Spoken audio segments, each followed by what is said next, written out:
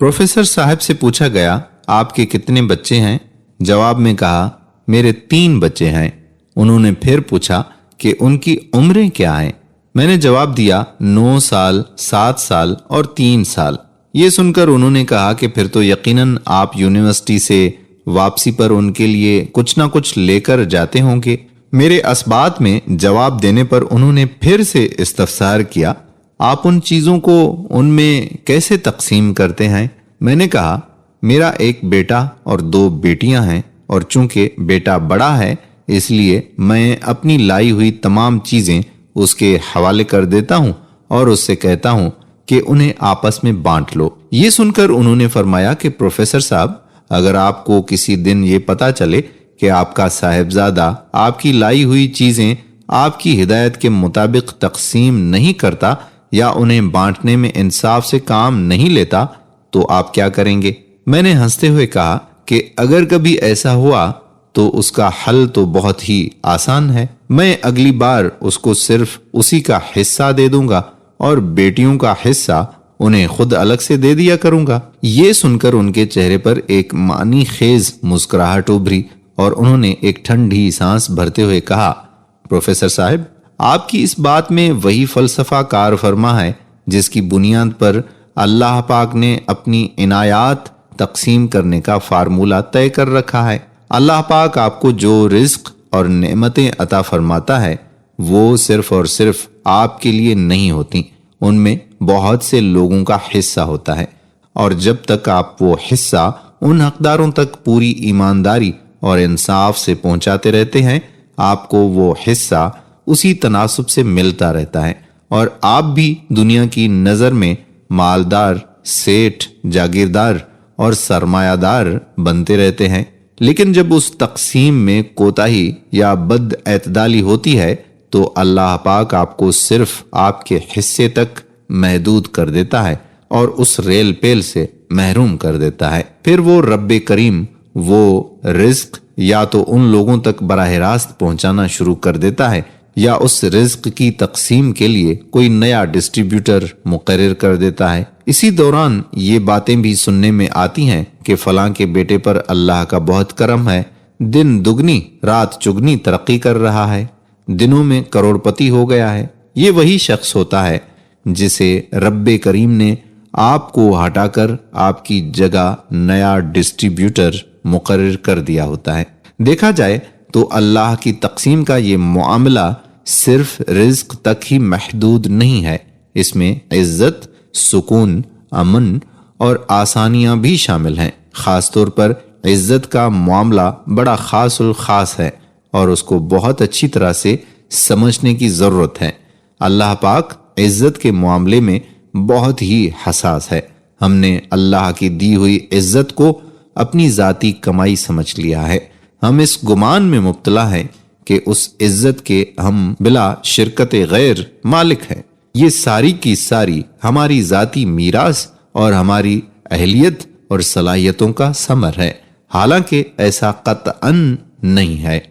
आप अपने गिरदो नवाह में नजर दौड़ाएं तो आपको बेचैन, बेसुकून और हिजाई कैफियत में मुब्तला लोगों का हुजूम नजर आएगा। बदकिस्मती से हम बहैसियत कौम भी उन्हीं कैफियत का शिकार हैं। ऐसा क्यों है? बाकी अक़वाम आलम के मुकाबले में हम इतने महरूम क्यों हैं? क्या ये हमारी बद आमालियों और गुनाहों का नतीजा है या कोई और मामला? हमने रब की दी हुई इज्जत से लोगों का हिस्सा निकालना छोड़ दिया है और इस तरह से इज्जत की तरसील में कमी वाक़ हो गई है।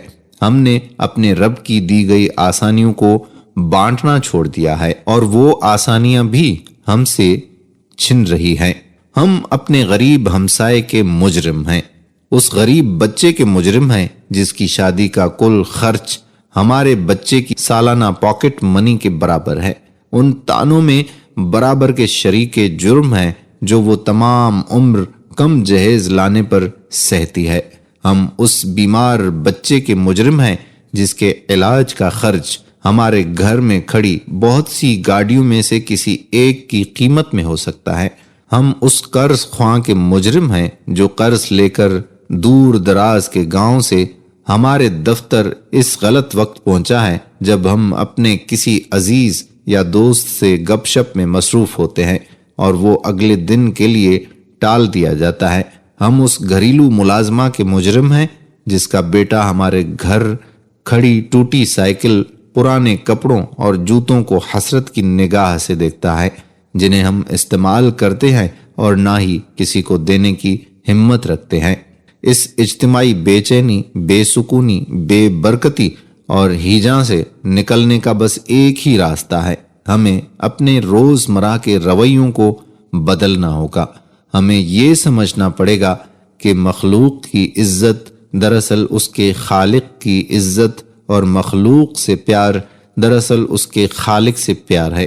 کیا ہم ان اقوام کا مقابلہ کر سکتے ہیں جہاں انسان تو انسان، جانور بھی اپنے حصے کی عزت، پیار اور سہولیات کا حصہ پوری ایمانداری اور دھڑلی سے وصول کرتا ہے؟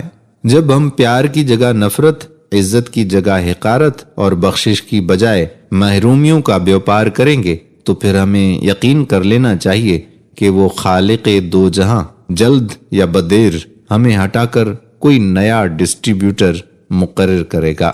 اس لیے اس ڈسٹریبیوشن کے فارمولے کو سمجھنے کی کوشش کیجیے اور اپنی ڈسٹریبیوشن جاری رکھیے تاکہ آپ ہی مقرر رہیں اور آپ ہی ترقی کرتے رہیں، اور یہ پیغام دوسرے لوگوں تک بھی پہنچانے میں ہماری مدد ضرور کیجیے گا۔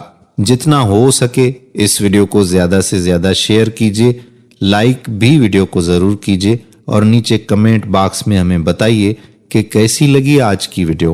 اگر آپ نے ابھی تک ہمارے یوٹیوب چینل راہ حیات آفیشل کو سبسکرائب نہیں کیا تو راہ حیات آفیشل کو سبسکرائب کر کے بیل کے آئیکن کو پریس کر لیں، ساتھ ہی ہمارے فیس بک پیج راہ حیات آفیشل کو لائک کر دیں تاکہ وہاں پر بھی ہم آپ کو اپڈیٹس دیتے رہیں۔